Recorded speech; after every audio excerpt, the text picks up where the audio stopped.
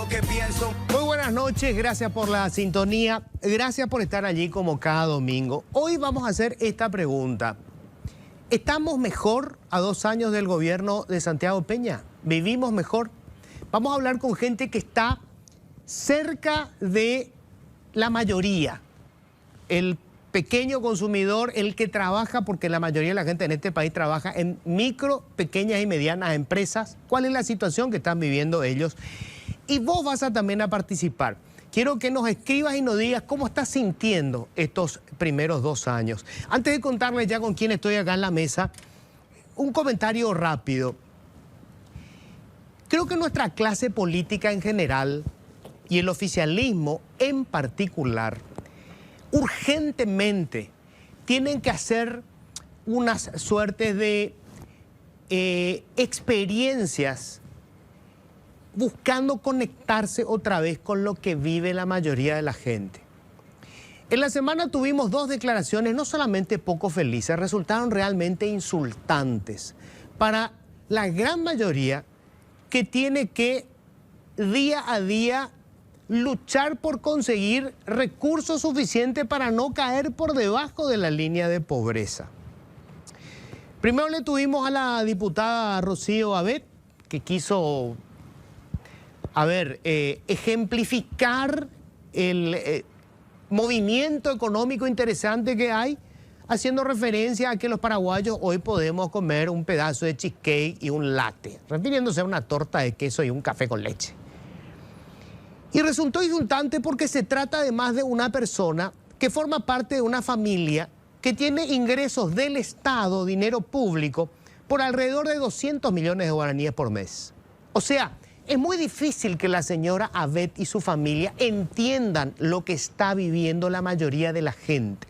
Después lo tuvimos al senador Petengil.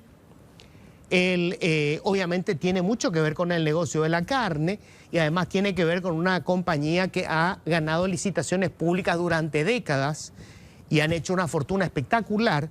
Y se refirió a los cortes de carne en una, digamos, interpretación rápida y casi clasista, ¿verdad? Cuando dijo que los pobres pueden, básicamente, palabras más, palabras menos, los pobres pueden comer puchero. O sea, los cortes de primera no es para la mayoría de la gente. Y después el propio presidente de la República, que quiso arreglar el asunto, Santiago Peña, empezó a explicar por qué el problema del precio de la carne, y lo hizo bien, lo hizo como economista. Estaba todo muy bien hasta que dijo que su deseo es que en algún momento la clase media también pueda comer cortes de primera. O sea, los pobres que se jodan.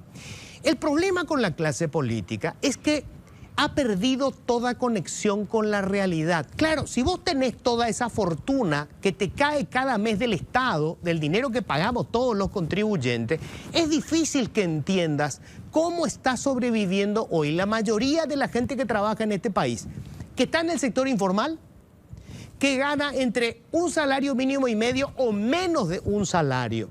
Qué interesante sería que esa clase política, por lo menos 1 o 2 meses, intercambiaran sus cómodas residencias con alguno de los 1000 asentamientos que hay solamente en el departamento central. O que intenten sobrevivir con el salario, con el ingreso promedio que tiene la mayoría de los paraguayos. Quiero ver a Abet o a Petengil con un ingreso de 2 millones de guaraníes. A ver cuántos cheesecake y cuántos latte pueden incluir en su dieta en ese periodo. Me encantaría verlos que pasen, por ejemplo, 2 semanas en un hospital público. O que manden a sus chicos durante 6 meses a una escuela pública. Es muy importante que se vuelvan a conectar. En teoría, señores, ustedes son los representantes de la gente. No solamente de una élite que vive cómodamente con el dinero que estamos pagando con nuestros impuestos. Alguna vez se tienen que bajar de la nube de pedos. No sé si fui claro. Bienvenidos, esto es Políticamente Incorrecto.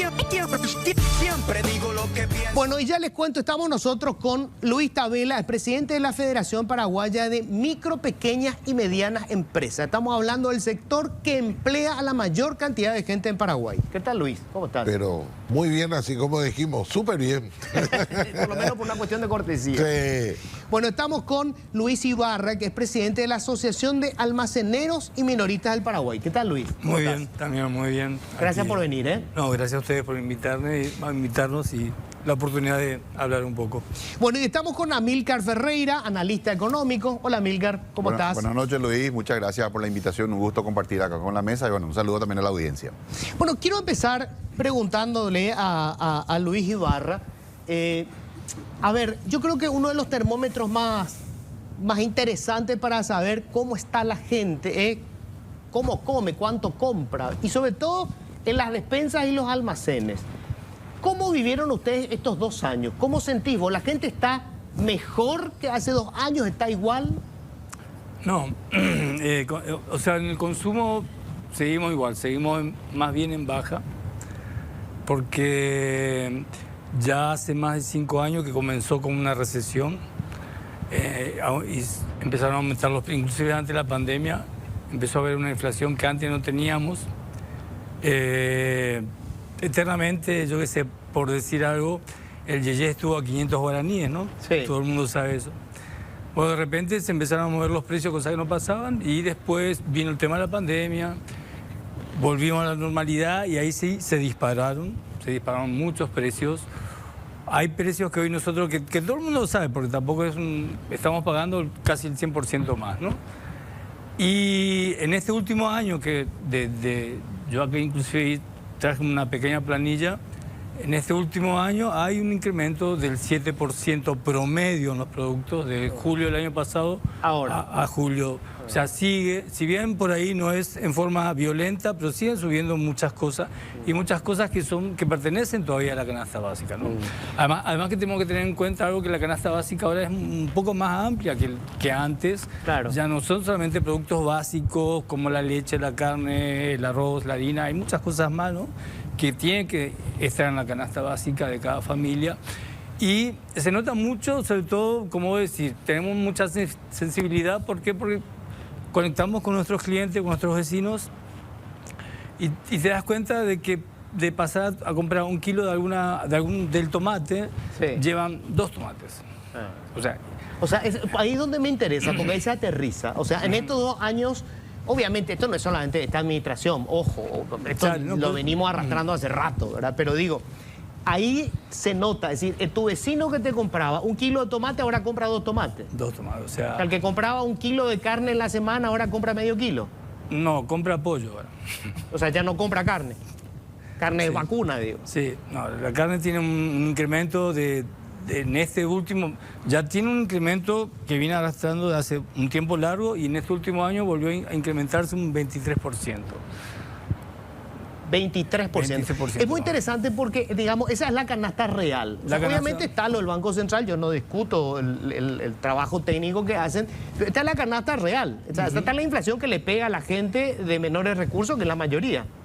Sí, en realidad le pega a todo el mundo, o sea, al de menor recurso, por supuesto, le afecta más, pero inclusive al que tiene un recurso más elevado, más estable, igual, porque vos, si ganás tanto, ¿no es cierto?, vos haces un cálculo, X es tu ganancia, tu ingreso por mes, y vos no podés salir de eso. Entonces, si antes con 10.000 guaraníes comprabas 1 kilo de tomate, ahora quizás compras medio kilo. Vos seguís ganando 10.000, vos no podés salir de ese 10.000 para el tomate. Entonces empezás a consumir menos. Claro. A ver, Luis Tabela, las micro, pequeñas y medianas empresas son el gran empleador en Paraguay. En este tiempo, ¿vieron que mejoraran las condiciones para que puedan sobrevivir? Porque la mayoría, digamos, aparecen nuevas y desaparecen. Hay una cuestión constante ahí, ¿verdad? Cuando tuvimos la pandemia fue brutal. Recuerdo cómo le pegó durísimo. ¿Cambió eso en este periodo? No. A ver, si separamos la micro, pequeña y mediana, Sí.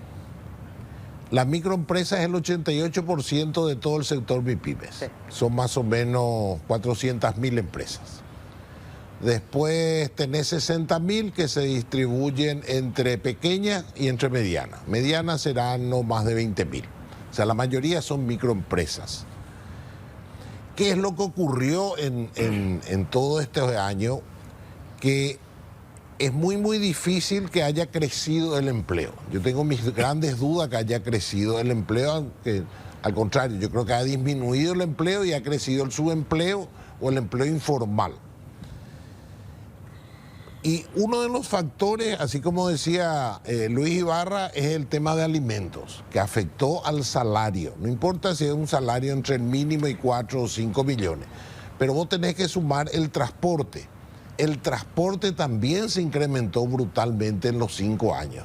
Por eso que yo no quiero centrarme solamente en 2 años, sino que venimos arrastrando y nadie hace nada para solucionar, digamos. O sea, ¿verdad? no paramos la caída, digamos. No paramos la caída, porque hoy vos, si trabajás a la noche, no tenés un medio de transporte, llámese colectivo, que por 3.500 guaraníes te vaya a su casa.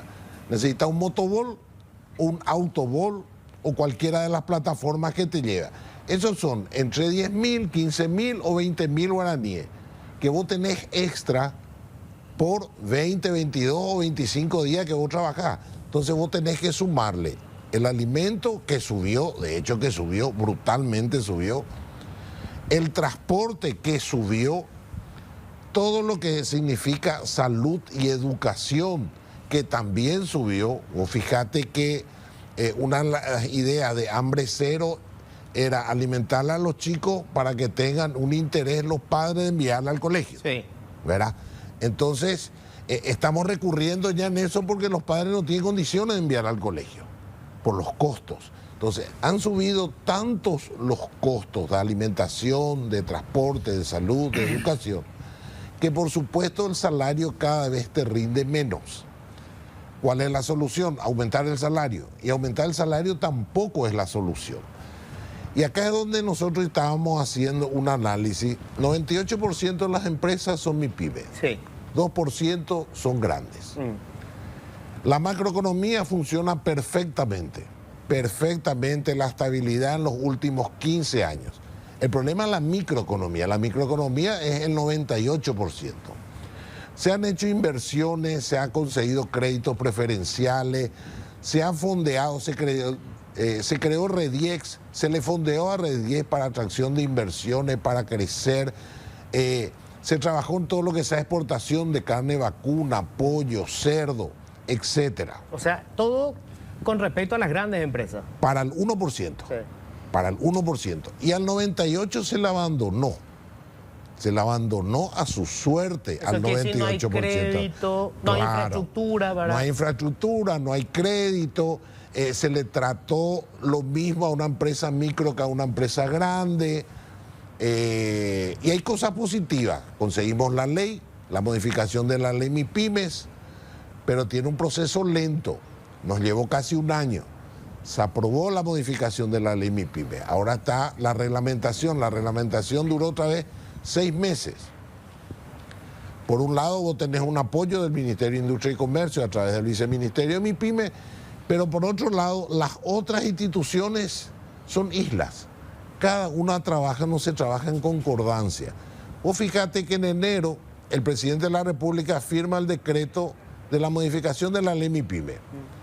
Y finales de enero, una senadora, digamos, patrocinada de alguna manera por el Ministerio de Trabajo, plantea la modificación de 2 artículos, que son los artículos fundamentales donde quiebra toda la ley. Entonces, por un lado, vos tenés un ejecutivo que apunta al fortalecimiento de MIPYMES, claro. y un Ministerio de Industria, y tenés otro que no. Su grupo político que le patea en contra. Claro. Ejemplo, está FONAMIPE, que es un fondo que crea dentro de la ley, donde el Ministerio de Economía tiene que fondear con $5 millones y hasta ahora no lo hace. O sea, el fondo lo único que tiene es un fondo. Es un fondo, Sí. desde el 2012, porque el Estado nunca se fondeó, nunca fondeó el fondo. Entonces vos tenés hoy un viceministerio prácticamente sin recursos. ¿Qué te quiero decir con todo esto? Con esto te quiero decir de que de repente la mirada de los diferentes gobiernos, desde Nicanor a esta parte, donde tuvieron una mirada de macroeconomía, pero se olvidaron de la macroeconomía, se olvidaron del empleo, claro, de la micro, de las empresas pequeñas, claro, que era el 98% del sector claro empresarial. A ver, vamos a seguir después con esto. Amílcar, Ahora quiero la visión del economista, ¿verdad? Porque esto es un poco aterrizar en lo que le pasa a la mayoría de la gente. La mayoría de la gente trabaja en micro, pequeñas y medianas empresas, compra en un almacén o en una despensa, y esta es su situación. ¿Por qué nos pasó esto, Amílcar? O sea, en teoría nosotros venimos creciendo, por lo menos en los últimos 15 años. Tuvimos alguna recesión, tuvimos obviamente la pandemia, pero venimos creciendo. Nuestra economía es mucho más grande que hace 15 años, pero la realidad de la mayoría de la gente no cambió. Sí, mira, ocurre que Paraguay es un país 60-40. 40% de la población es la que tiene ingresos superiores al mínimo y creo yo es la que, digamos, participa activamente de esta economía que crece, que comentamos, ¿no? Diariamente. Pero hay un 60% de la población que es de ingresos bajos, de salario mínimo o menos, que le cuesta integrarse a esa economía, que ya hoy es una economía, digamos, más moderna, más sofisticada, que ya requiere ciertas capacidades, digamos, para poder ser eficiente, competitivo y, bueno, beneficiarse de esos crecimientos. Entonces, el 40% de la población es la que, en cierta manera, siente los efectos de ese crecimiento porque participa, logra conectarse, ¿verdad? Esto tiene mucho que ver con el factor educativo, ¿no? Paraguay arrastra un rezago educativo que hace que la mayoría de su población, lastimosamente, ¿verdad? No tenga pues las herramientas para poder insertarse exitosamente en esa nueva economía. Hoy día, no sé, hasta para actividades simples como ser un jardinero, ya hay que tener conocimientos básicos, ¿verdad? De productos, de manejo de herramientas, para ser un cocinero, etcétera. En fin, en diferentes actividades se requiere ya un nivel de educación, de formación. Y eso es lo que hace, digamos, que todavía una parte importante de nuestra población no pueda, digamos, insertarse, ser más productivo. Y yo creo que por eso la sensación que tiene la gente, dependiendo en cuál de los dos grupos se encuentra, es diferente, ¿no? Claro. Solo que vos tenés entonces una mayoría que está desenganchada de ese crecimiento. Exactamente. Que no ve los frutos del crecimiento económico. Ahí ese 60 es el que te va a decir, bueno, la macro muy lindo, pero no llega a la micro. Claro. O sea, es el que te dice que lindo que se exporte la carne, pero yo no puedo comer. Tengo que comer pollo. Exacto. Más allá de las estadísticas oficiales, uno ve, por ejemplo, que la mendicidad, por ejemplo, en mi opinión, ha aumentado. Se ve más que esos chicos que piden en las esquinas, gente, no sé, limpiando vidrio, ese tipo de cuestiones. Da la impresión de que hay una, ¿cómo diría?, una situación social complicada. También quiero señalar que la inflación de alimentos es algo muy sensible a ese sector de la población, porque vos tenés el índice general de inflación, que sabemos que la inflación promedio en Paraguay ha sido más o menos 4% anual, pero esa inflación se mide con una canasta de 450 productos que están agrupados en 12 categorías. Una de ellas es alimentos y hay otras categorías como combustible, transporte, educación, salud, inclusive hay una categoría de entretenimiento, ¿no? El tema de los alimentos que hemos venido sufriendo, ¿verdad? Una inflación de alimentos, que digamos la inflación de ese componente de alimentos ha sido mucho mayor al índice general, en algunos momentos inclusive el triple. Eso golpea muy fuertemente a ese sector de ingresos bajos, porque las personas de ingresos bajos destinan en términos porcentuales la mayor parte de su ingreso a alimentos.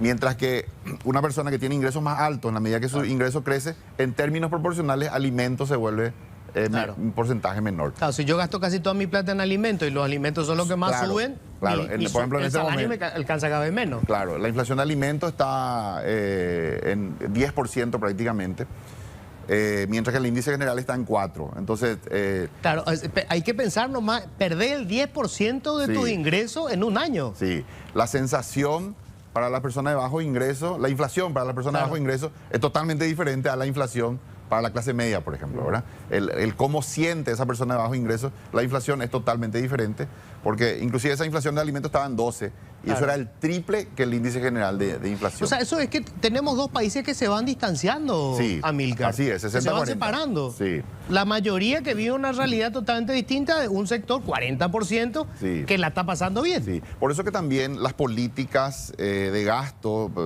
a ver, quiero ir un paso atrás. Sí. Un país que apuesta por una política de baja presión tributaria, que Paraguay lo es, digamos, tiene una presión tributaria más baja del mundo incluso.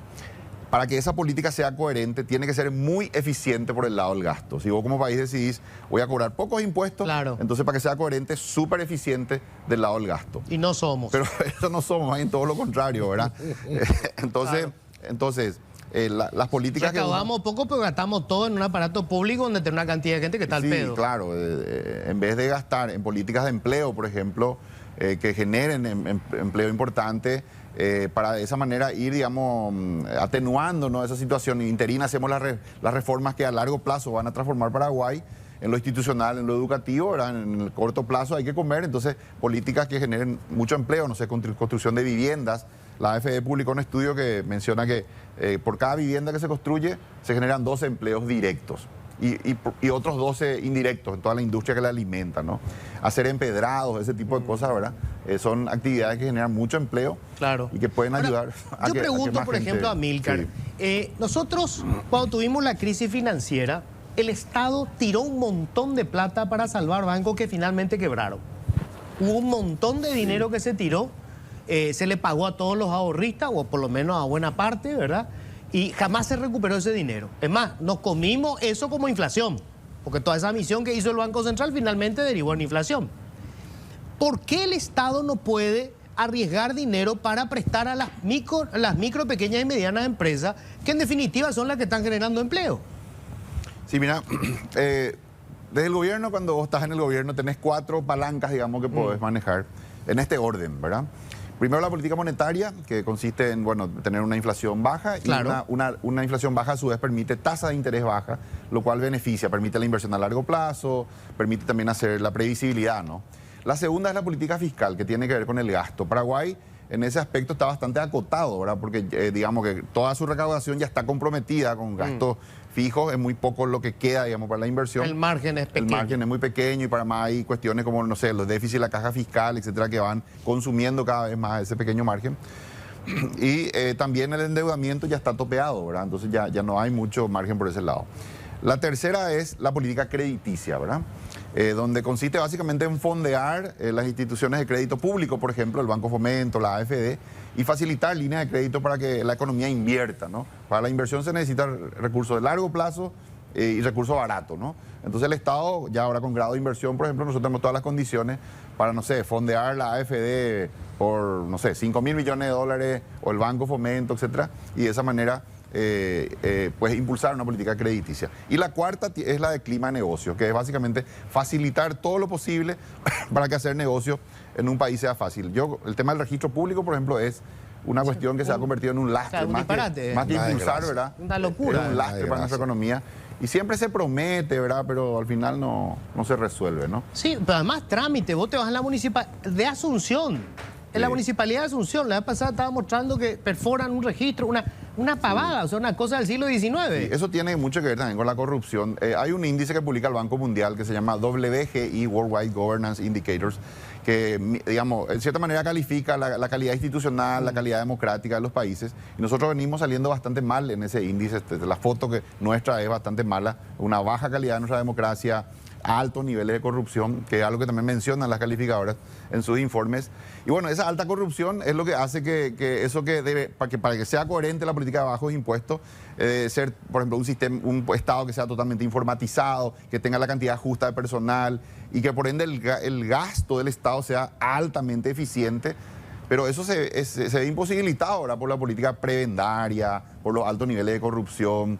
Entonces se vuelve incoherente, ¿verdad? Un Estado que recauda poco pero que no hace casi nada, no le alcanza. Entonces tenés incoherencias como mucha inversión inmobiliaria, que es lo que estamos viendo ahora, un boom inmobiliario, sí, pero las calles en mal estado, no hay cloaca, no hay desagüe. Y entonces el Estado, a raíz de esa corrupción, de esa cultura prebendaria, no contribuye, digamos, como debería al proceso de crecimiento económico. Más bien, en muchos casos, yo creo que actúa casi como un freno, ¿verdad? Porque no está a la altura de los tiempos. Un país que ya tiene grado de inversión, para que eso sea coherente, nuestras instituciones deberían ser mucho más sólidas, estar a la altura de lo que ya es un grado de inversión. Hay que recordar de que solamente 63 países en el mundo, en promedio, tienen grado de inversión de 196 países calificados. Tener grado de inversión es ya empezar a jugar en ligas mayores, en primera división, en términos futbolísticos. Y entonces, si vos no tenés un desarrollo institucional serio, que esté a la altura, y bueno, se vuelve también una incoherencia más. Claro. Yo le voy a pedir a la gente que escriba, tenemos por ahí para poner abajo a dónde tiene que escribirnos, porque en el segundo bloque voy a pasar a leer lo que está enviando la gente, a ver qué opina de todo este tiempo que ha transcurrido. Luis, el tema del crédito, o sea, a ver, para que la gente entienda, ¿verdad? Una microempresa es una peluquería donde la dueña de la peluquería también es peluquera y trabajan otras 2 peluqueras con ella. O sea, son Así 3 es. peluqueras y, digamos, depende de la cantidad de clientas que tenga para que puedan ella tener un ingreso. O sea, obviamente es informal, no puede pagar un salario mínimo, no tiene IPS. Y esa peluquería, hoy, ¿puede conseguir un crédito? No. Vos fíjate que de las 420.000 empresas MIPYME que hay, solamente el 41% está en el sector financiero, en el sistema financiero, 41%. El resto está fuera del sector financiero. 60-40. 60-40, ese es el famoso 60-40, ¿verdad? Y el sector financiero no tiene apetito para darle un crédito a esta gente. Claro. Termina dándole un crédito de consumo a una tasa arriba del 40, entonces se recurre a la financiera o se recurre a la usura. Entonces vos tenés tasas que de repente puede ser 120% anual. Claro. O sea, Para hacer un descuento de te cheque. presta para que te compre una licuadora, pero no te va a prestar para que vos amplíes tu comercio. En absoluto. Y después salen los famosos créditos MIPYMES que te dicen que vos ves en el diario, vino 5 millones de dólares para los créditos PYME. Todo es historia, no existe el crédito PYME, ¿verdad? Porque yo siempre digo, y ni siquiera un problema de tasa, porque para mí es más grave no acceder al crédito que pagar una tasa más o menos alta. Porque yo entiendo de que una persona AAA obviamente va a pagar una tasa del 8 o 9, y cuando vos sos una pyme podés pagar una tasa de 15, 16, 17. Es normal, es lógico. El problema es que esa empresa no accede. Vos te vas al Banco de Fomento, terminar de presentar tus papeles te puede llevar 3, 4 meses. Después de 3, 4 meses te pueden decir, no te vamos a dar. Y vos ya gastaste por lo menos 1,5 millones en papeles. Sí. Porque todo tenés que autenticar por escribanía, todo. Y si te dicen, te vamos a estudiar, te siguen pidiendo papel y te tarda 6 meses. Entonces normalmente la gente se aburre, porque vos tenés que tener en cuenta que una empresa, y no hablo solamente de la microempresa, hablo de la pequeña, no tiene una infraestructura administrativa, digamos, que se pueda encargar de los papeles y de llevar, y un secretario que lleva y entrega y recorre, no tiene. Entonces no puede perder tiempo, no puede perder tiempo. Entonces ese es el gran problema que se tiene. Durante la pandemia se sacó el FOGAPI y funcionó muy bien el FOGAPI, que era un fondo de garantía que tenía. Incluso post pandemia se llegó a conseguir a tasas de 15%. ¿Y qué pasó? Y básicamente quedaron para un segmento de empresas medianas. Lo que ocurre es que nosotros, ese 60% que está fuera del sistema financiero, tenemos que meterlo al sistema financiero. Porque en la primera parte nosotros hablamos de todos los costos del transporte que subieron, del otro que subieron, del otro que subieron, pero no podemos subir los salarios. Entonces, como no podemos subir los salarios, tenemos que potenciar la empresa para que sea la empresa la que automáticamente suba el salario y no tengas que esperar cada año que te suba 3% o 4%. Claro. Porque los índices que maneja el Banco Central son índices irreales, ¿verdad? El que se va al supermercado sabe que subió arriba del 10, 20 o 30 o 40 como estábamos hablando, ¿verdad? Entonces, hay un montón de cosas que se están empezando a hacer, pero tienen un proceso demasiado lento. Y donde el mayor problema nosotros vemos es que las diferentes instituciones del Estado no trabajan en concordancia. Ejemplo, con la nueva ley de MIPYMES,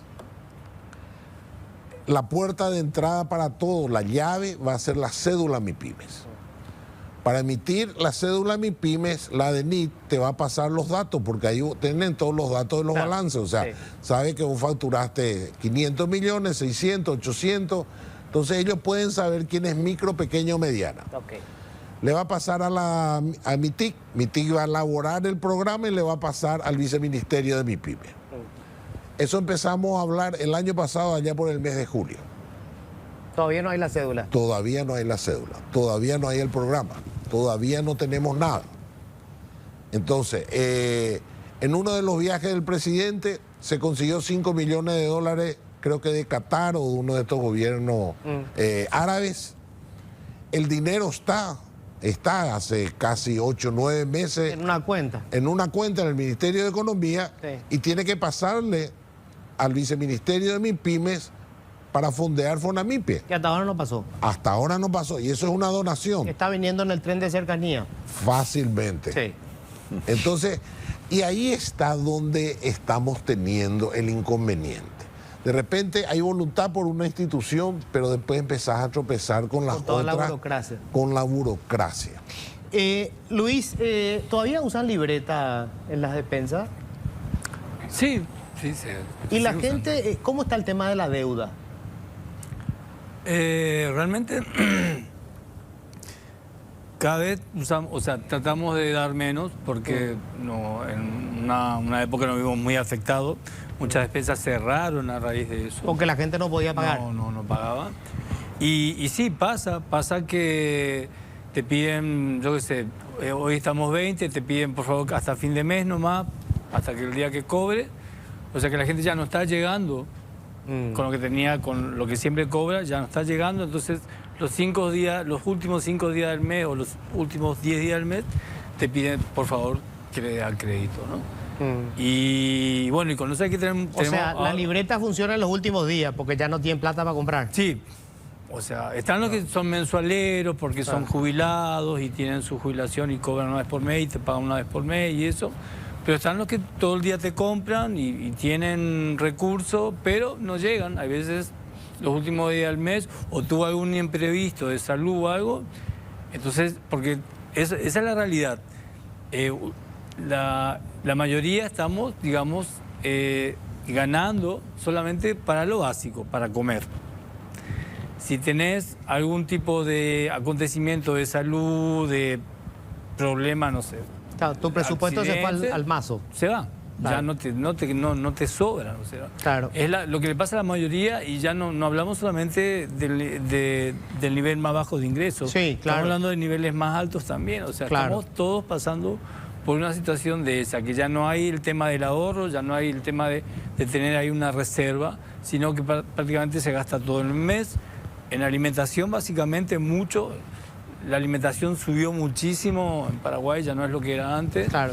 Digamos, es lo más costoso hoy en día. Es un kilo de tapa de primera te sale 130.000 guaraníes. Y una licuadora te sale 80.000 guaraníes. O sea, Informe del Banco Central. acá, Inflación de alimentos, perdón, sí. 9,5. Sí. Carne, 22%. 22%. 22%. La interanual a junio. Ahí está. Ahora, yo algo que quería agregar, y después tenés por ahí lo de... y después ponerlo de adentro, otra vez, solamente para se tener... está volviendo como prohibitiva la carne, ¿no? Sí, no, absolutamente. Ahora, estamos muy endeudados los paraguayos, Amílcar. Sí, yo creo que una parte importante de la población arrastra un nivel de endeudamiento alto. Este endeudamiento también se vio incrementado en la pandemia, ¿no? Porque mucha gente al ver disminuido sus ingresos utilizó el crédito como una manera de, digamos, de seguir de sosteniendo sobrevivir. sus gastos. Su tarjeta. Y bueno, en cierta manera arrastramos todavía eso. Yo creo que una parte importante de la población tiene un nivel de endeudamiento importante, la que, digamos, tuvo acceso al crédito y bueno, hace lo que puede, ¿no? O están endeudados con el usurero. Y también Sí, sí. otro sector. Las sí, microempresas están endeudadas con el usurero. Con el usurero. Seguro, con el usurero. Sí, definitivo. Definitivo. Incluso las casas de crédito o las casas de electrodomésticos, porque hoy el electrodoméstico pasa a ser un negocio financiero y no la venta del televisor en fin, ¿verdad? Porque no hay mucho interés en vender al contado, el negocio es vender financiado. Y también tienen muchas moras. Ahora, yo lo que veo también, Amílcar, es que, a ver, vos tenés a alguien que gana un salario mínimo, pero si tiene una cobertura asegurada de salud, de educación, de seguridad, obviamente ese dinerito que tiene lo va a usar para alimentos, para consumir. Pero resulta que hoy se te enfermó un hijo y se fue a un hospital público y están los medicamentos, y está el guante, y está el hilo, o en la escuela, ¿verdad? Se cayó el techo. Entonces, el Estado no me cubre nada. Sí, y bueno, esa es la dificultad, digamos, un Estado que recauda poco y para más gasta mal, ¿verdad? Entonces prácticamente no puede brindar esos servicios que harían que la vida de esa población de ingresos bajos sea más llevadera, ¿no? Tener un buen transporte, tener por lo menos un servicio de salud medianamente, digamos, dotado de los recursos Y que se garantizado, necesitan. ¿verdad? Sí, exacto. Que vos no tengas que gastar ahí otra poner en tu bolsillo, por lo menos no tanto. Sí, finalmente creo que la hoy- definición de bienestar es eso, ¿no? Sí. No es necesariamente la fortuna personal que Claro. uno tenga, sino el entorno de servicios que permitan que aunque uno no tenga un ingreso tan alto, tiene, digamos, esos servicios por lo menos básicos garantizados. Tengo que hacer una breve pausa, ¿verdad? Tengo que hacer la pausa, porque después vamos a comentar más de esto. A ver, la idea es sobre todo poner sobre la mesa los problemas reales de la mayoría de la gente y ver cómo resolverlos. O sea, no es una cuestión de echar pestes contra la administración de turno. No, porque en realidad tenemos que resolver el problema. Lo que irrita es que vos tengas una clase política que esté desconectada de esto, ¿verdad? Cuando tenés una gente desubicada que te dice que no, estamos súper bien porque la gente se va a tomar latte con cheesecake, es porque realmente no entiende lo que está pasando. O si de repente algún despistado te dice, bueno, para los pobres está el puchero. O sea, vamos, así no vamos a llegar a ningún lado. Bueno, vamos a ver qué está enviando la gente. Si me permiten un segundito, voy a ir acá hasta nuestra pantalla y vamos a ver qué está enviando la gente. Obviamente esto es una montaña de mensajes, pero vamos a elegir algunos.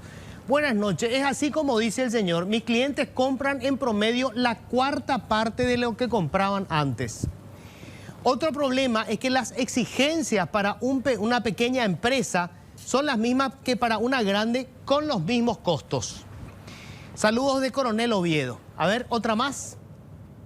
Estamos peores, el pobre más pobre, el asado Petengil ni ahí nos alcanza, pero las minas de garrapata que se chupa al pueblo, trabajadores, nunca les interesó el pueblo, solo para ellos se crean rápido leyes y demás hierba. Otro, buenas noches, cada día más difícil. Esclavos nos tienen, endeudados, obligadamente para sobrevivir. Solo quienes sufrimos y sentimos sabemos lo que es sobrevivir día a día. Desde su confort y comodidad jamás podrán siquiera dimensionar la realidad de la vida de un pobre. Otro más. Estamos peores, el pobre más... No, este ya está. A ver, el siguiente. Como jubilado estoy pasando por una situación muy difícil debido a la falta de medicamentos esenciales como la tamsulosina para la próstata. Hace 3 meses que no puedo conseguir este medicamento y como paciente crónico dependo de él para mi salud. El costo de los medicamentos es exorbitante y se suma a la carga económica que ya representa la canasta básica. Otro más. Me siento... A ver, retrocedemos otra vez. Ahí está. Me siento indignado y frustrado con la situación política actual en Paraguay. La falta de acceso a medicamentos básicos es inaceptable. Refleja la corrupción y la ineficiencia del gobierno. La percepción de la narcopolítica es alarmante y creo que es hora de que los políticos rindan cuentas a los ciudadanos. Espero que mi voz sea escuchada y que se tomen medidas para abordar esta crisis de salud y económicamente que estamos viviendo. Los ciudadanos merecemos un gobierno que se preocupe de nuestra salud y bienestar, no solo de sus intereses personales. Uno más. Soy de Caguazú, soy peluquera y no puedo tener ayudante. Ahí está. Otro. No estamos mejor, nuestro poder adquisitivo va desapareciendo, vamos con la misma plata y traemos menos cosas. Carne de vaca 2 veces a la semana, pollo y cerdo que también sube de precio por la demanda. ¿Otro más? Por favor, que baje el precio de la carne. Bueno, hasta acá, hasta acá. Fíjense que hay como un patrón, ¿verdad? Es la misma cosa. El tema, lo que decíamos hace rato, si no, el Estado no te garantiza la cobertura de la salud. Si tenemos esta inflación en los precios de los alimentos, obviamente la gente no puede estar mejor porque el nivel de ingreso no varió en los últimos años. O sea, la gente, digamos, si la mayoría está en el sector informal y ese sector no es más productivo porque no tiene crédito, porque no hay, digamos, un mercado garantizado. No es competitivo. Tiene el mismo ingreso, pero subieron los precios. O sea, estamos peor. Así es. Así es. O sea... Sí, por eso que nosotros sostenemos que si nosotros no trabajamos en la base de la pirámide, no vamos a solucionar, porque los precios de alimentos, básicamente, la parte de producción nacional es muy escasa, no tiene buena calidad. Y siempre escuchamos los mismos discursos, vamos a solucionar, vamos a hacer, pero todos los años es la misma cosa. Entonces nosotros dependemos mucho de los productos importados. A pesar de que hay un montón de productos nacionales que ahora ya estamos consumiendo, pero de alguna manera cuando suben los productos importados, automáticamente los productos nacionales también suben. Esto ocurrió hace 2 años cuando venía el contrabando masivo de la Argentina, teníamos unos productos muy baratos, entonces no nos dábamos cuenta de la inflación que podría haber cuando Argentina cambia su sistema económico, se corta el contrabando, o prácticamente se corta, empiezan a subir los productos importados nacionales que se estaban manteniendo por la competencia del contrabando, se disparan. Recibíamos una especie de subsidio de Argentina en ese momento, ¿verdad? Por el tema cambiario argentino entraban productos que eran muy baratos, ¿no? Y en el 2024 se dispara la inflación del sector de alimentos independientemente a todo esto. Y nosotros tenemos que trabajar en la base de la pirámide, en el consumo, en la microeconomía. ¿Por qué baja el consumo?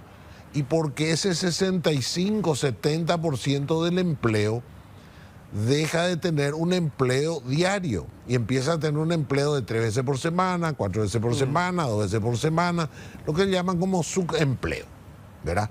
Entonces, al tener menos plata, al subir los costos de transporte, de salud, de educación, de alimentos, etcétera, y vos tenés menos plata para gastar, entonces automáticamente tenés menos consumo. Y la empresa no puede subir los salarios ni puede hacer más contrataciones porque no es competitiva. Entonces hay que trabajar en la base de la pirámide, que es la microempresa, la pequeña y la mediana, fortalecerle para que a partir de ahí sea competitiva y pueda empezar a contratar mano de obra, como se hizo con la maquila. ¿Cuál es el éxito de la maquila? El éxito de la maquila, que hoy hay más de 35.000 empleos legales, formales, la maquila paga solamente el 1% de impuestos. O sea, le dieron una ventaja para que el maquilador venga a instalarse acá. Al gran exportador le dan un crédito preferencial para que él pueda trabajar y exportar. Pero a todo ese sector, que es el 98% de las empresas, bien, gracias. Entonces, por supuesto que la base de la pirámide no está bien. La gente que va a comprar a las despensas, digamos, es la misma gente, supongo yo que en el barrio donde está, es la misma gente a lo largo del tiempo. Sí. ¿Verdad? Sí, sí, así y vos es. ves que esa gente mejoró alguno su nivel de salario, de ingreso, están todos en la misma y, digamos, lo que le pasa es que compra menos porque subieron los precios. Sí, bueno, hay variaciones. Hay gente que De repente le fue bien. le fue mejor, está progresando su empresa, pero le está metiendo mucha garra, están creciendo, están mejorando. Hay gente que no, que está estancada. Hay mucha gente que es empleada pública, está también ahí estancada. Pero en general, inclusive a ese que le va bien le cuesta. O sea, le cuesta. Te digo por comentarios que me hicieron. O sea, están vendiendo más, están teniendo más pedidos, pero tampoco siguen ahí esforzándose demasiado porque no le alcanza, no es lo suficiente. La gente que también crece un poco, también tiene una carga social más alta porque ya tiene un empleado más, un seguro más que pagar. Entonces, igual se le dificulta. O sea, al 80-90% de al menos mis vecinos crecen, siguen adelante, pero se les dificulta. Como te decía recién, no hay una libertad financiera. No hay una libertad en el sentido libertad financiera de que vos puedas consumir, puedas ahorrar, puedas guardar para tu jubilación, puedas guardar para tomarte un café con leche con torta. Entonces, están peleando, ¿cierto? ¿Y el interior? Estamos hablando nosotros otra Sí, vez de la zona Asunción. urbana. Ya ni hablamos. Porque si vamos a salir del interior, que justamente hace poco estuvimos recorriendo, también muy difíciles para ellos. O sea, dependen de los comercios justamente que el interior, que están en frontera, como Ciudad del Este, Encarnación, dependen De lo otra que vez pase con los de lo que vecinos. pasa. Claro. Continuamente están con una incertidumbre. No tienen una condición comercial o económica consolidada, sino que están continuamente con altas y bajas. Claro, todo depende O sea, de lo que depende. pase con los vecinos. Inclusive en Ciudad del Este puede llegar a pasar que muchos de esos empresarios que están vendiendo esa cantidad este auge que hay ahora, ni siquiera son de Ciudad del Este, son de Foz. Claro, O vienen, sea, tienen vienen su a ver su comercio negocio acá, claro. cuando la preferencia del consumidor brasilero es Ciudad del Este, entonces vienen y ponen su local en Ciudad del Este. Cuando la cuestión se da vuelta, vuelven y ponen su local en Foz de Iguazú. Se van. O sea, hay muchos aspectos. Lo que de esas declaraciones que hicieron no son ciertas. Claro, está yendo bien ahora Ciudad del Este. O sea, Ciudad del Este vende mucho, Sí. hubo Encarnación. un Coffee Fest que tuvo 2.500 visitas, Sí. la Expo que se va. Pero eso es ¿cuánto por ciento de todo? O sea, Claro. eso es una parte, una muestra mínima de lo que De lo pasa que está en todo el pasando, país, claro. ¿no es cierto? Acá vivimos una realidad, pero pasando Malín es otra la realidad. O sea, Le quería preguntar, Amílcar, hay algo que parece que no se quiere asumir, ¿verdad? O sea, nosotros somos un país de, como siempre vos decís, de low cost, de bajo costo, ¿verdad? Una locos. ¿Verdad? A ver, pero para que ese país de bajo costo le sirva a la mayoría, vos decías, tiene que ser un Estado muy eficiente. Súper eficiente el lado del gasto. Entonces, si vos tenés un partido que llega al poder y dice, yo voy a mantener este bajo costo, pero no quiere recortar su clientela política, entonces nos estamos mintiendo. O sea, Seguro. nunca va a funcionar el país para la mayoría. Se vuelve incoherente, ¿verdad? Claro. En la política. Se vuelve un país para pocos. Sí. Por esa poca recaudación que se tiene se gasta también en un pequeño sector de la población que es la que, de cierta manera, compone esa clientela, ¿no? Yo quiero aportar un poco una mirada un poco más amplia a todo este tema. Ustedes saben que Paraguay, desde el año 2003, Nicanor Duarte Frutos, de la administración Nicanor, ha venido avanzando, digamos, en su calificación crediticia, que en cierta manera es un indicador que refleja toda la realidad de un país. Paraguay, en una escala del 1 al 20, cuando asume Nicanor era un 4, y para el año 2015 llega a un 10. O sea, en la primera década de los últimos 20 años, en la primera década Paraguay avanza más o menos un escalón cada año y medio, ¿verdad? Subiendo de 4 a 10. A partir del 2015 se estanca y permanece 10 años en esa calificación 10. Y ahora bajo esta administración, una de las calificadoras le sube a 11, o sea, alcanza el grado de inversión. Pero las calificadoras dicen en sus informes que por un lado señalan y felicitan a Paraguay por el equilibrio macro construido. Yo creo que una de las grandes conquistas de la sociedad paraguaya en los últimos 20 años ha sido el lograr un consenso acerca de la responsabilidad fiscal y el equilibrio macro. Creo que hoy nadie discute eso, nadie del arco político incluso cuestiona eso y lo ha mantenido, ¿no? Sin embargo, yo creo que el gran reto del tiempo actual de nuestra generación es completar la ecuación, porque las calificadoras dicen que Paraguay es una ecuación incompleta, es equilibrio macro, pero con debilidad institucional. Esa debilidad institucional está principalmente referida al sistema de justicia, que incluye a la Fiscalía y al Poder Judicial.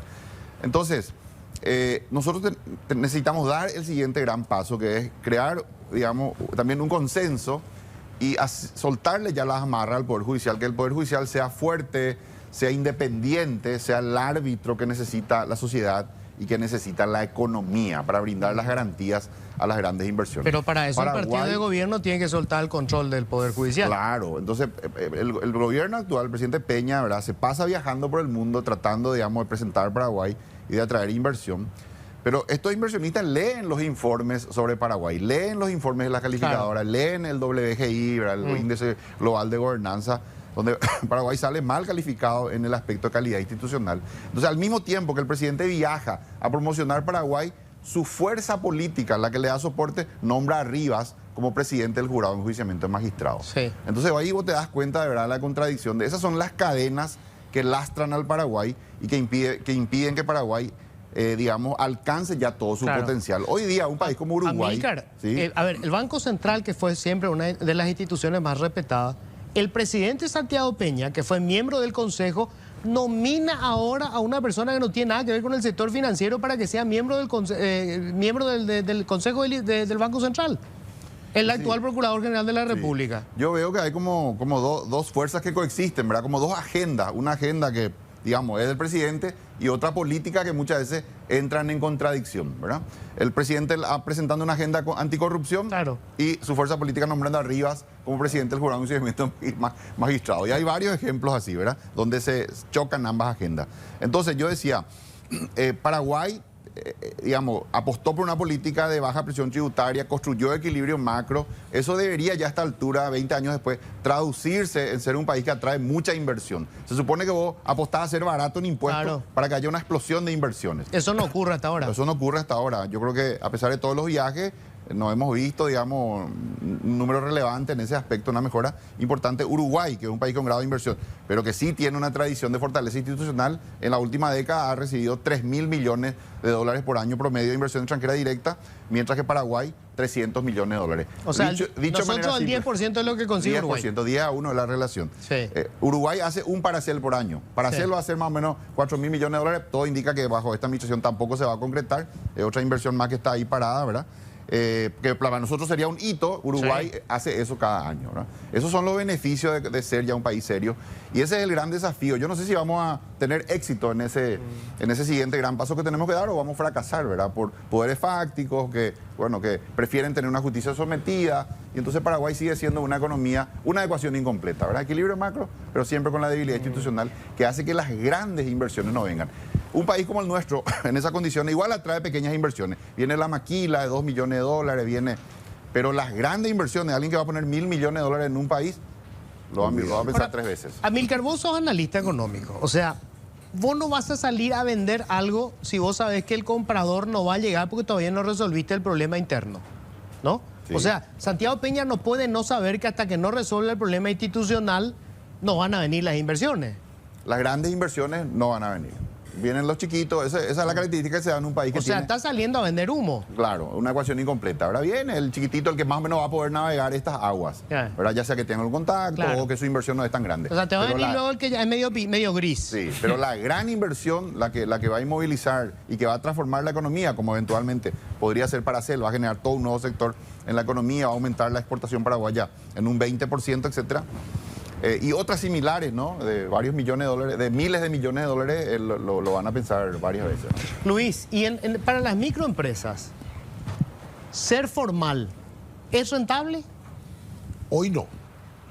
Hoy no. O sea, por más que haya campaña para, digamos, hacer más simple el sistema de tributación, entonces, al final no es rentable. Hoy no. Mañana el presidente de la República firma el decreto reglamentario de la nueva ley y se empieza a abrir un escenario diferente. Pero vos vas a tener un resultado de este escenario por más de que el presidente firme mañana dentro de 2, 3, 4 años. Es un proceso esto. Vos fíjate que Amílcar hablaba de Nicanor a la fecha. O sea, estaba hablando de 15 años, donde para potenciar la macroeconomía. Para la microeconomía tenemos que empezar ahora para empezar a tener resultados dentro de 4, 5, 8, 10 años y empezar a tener una economía formal. Pero lo que más nos preocupa es, como te decía anteriormente, no se trabaja en concordancia todas las instituciones del Estado y nosotros necesitamos que se trabaje en concordancia. Necesitamos que funcione la digitalización. No podemos seguir con la burocracia gigantesca que tenemos, que cuando vos sos una pequeña empresa, o una mediana, o una micro, no tenés el tiempo para seguir toda esa burocracia, porque a mayor burocracia, mayor costo. Claro. Automático es. O directo o con peaje, pero a mayor costo. Lo que yo creo que también nos preocupa es que hoy tenemos una visión más política que económica. Se está convirtiendo en nuestro país en comentarios más políticos que comentarios más económicos. Vos agarras el diario, escuchar los comentarios de los periodistas, en los asados, y no se habla de economía, se habla de política. Y cuando un país empieza a hablar demasiado de política, se empieza a descuidar la economía. O sea, esta conversación que hoy estamos haciendo, cuál es la situación de las despensas en nuestro país, cuál es la microeconomía, cuál es la situación del consumo, se debería de dar todos los días en la prensa y también en el Parlamento y también en el Ejecutivo, ¿verdad? Y no quién va a ser el candidato a intendente o quién va a ser el próximo presidente de la República, ¿verdad? Porque eso es lo que nos liquida a nosotros. Lo que pasa es que a mí me da la impresión de que buena parte de esa clase política no está interesada en resolver estos problemas. Está interesada en mantenerse en el poder y resolver sus propios problemas económicos, que de hecho lo tienen bastante resuelto. Eso se ve, eso se ve. Y la historia es que nosotros pagamos pocos impuestos y es relativo, ¿verdad? Porque hoy subieron un montón de impuestos cuando haces retiro de utilidades y volvés a pagar y tenés renta y tenés IRE, etcétera. Y cuando te vas a la parte de la salud tenés que pagar, eso es un impuesto. Cuando tenés educación, si querés tener una educación relativamente interesante, ya te tenés que ir a un privado, eso es un impuesto. El transporte, que tenés que tener un auto porque no hay transporte público, es un impuesto indirecto. La seguridad, tener guardia, tener cámara, levantar la muralla de tu casa, es un impuesto indirecto. O sea, no es solamente 10, 10, 10. Hay una serie de impuestos indirectos, claro, si el Estado disfrazados, no te funciona, son impuestos al que final. vos vas a tener que pagando. Entonces yo siempre me pregunto, ¿será que 10, 10, 15 Claro. conviene más que no vas a tener todos los otros gastos? Sí, yo recuerdo, le decía a Santiago Peña cuando era ministro de Hacienda, le decía, Santiago, si el Estado me garantiza la educación privada que le estoy pagando a mi hija, la cobertura de salud que le pago a mi familia, la seguridad privada que estoy pagando, el transporte privado que estoy pagando, con gusto te doy toda esa parte de mis ingresos en concepto de impuestos. Pero si te doy ese concepto de impuestos, lo que voy a garantizar es seguramente la jubilación VIP, la pensión dorada para los legisladores, Más Nepo Baby. ¿verdad? Los Nepo Baby, la hija del vicepresidente de la República. Eso es lo que vamos a estar pagando. Entonces, ¿quién quiere pagar más impuestos? Por eso, ese es el problema que hoy estamos teniendo, ¿verdad? Y que nos preocupa lo que tenemos una empresa pequeña, la que tenemos hace años, la que no nos vamos a ir afuera como para empezar otra empresa, obviamente. Vos fíjate que la gente que tiene jubilación en este país es escasísima. Es muy, muy escasa. 2 de cada 10 trabajadores. 1 de cada 4 trabajadores, digamos, de la población económica activa, que es la población en edad de trabajar, 1 de cada 4 tiene, digamos, alguna cobertura. Y 3 de cada 4, ninguna. Y por eso, nosotros no tenemos jubilación absoluta, Claro. ¿verdad? Entonces, nadie está pensando en una modificación de la Carta Orgánica del IPS. Paraguay es un país de se- cuentapropistas. Se me fue el tiempo, Che, lamentablemente, pero bueno, creo que muchos temas sobre la mesa. Ojalá la clase política vea este tipo de espacios. Yo sé que le resulta a veces, le produce urticaria tener que ver estas cosas, pero porque tienen que resolverlo, porque tienen que encontrar la salida de esto. Muchísimas gracias. Muchísimas Gracias, Luis. Gracias, un A gusto. vos, Luis.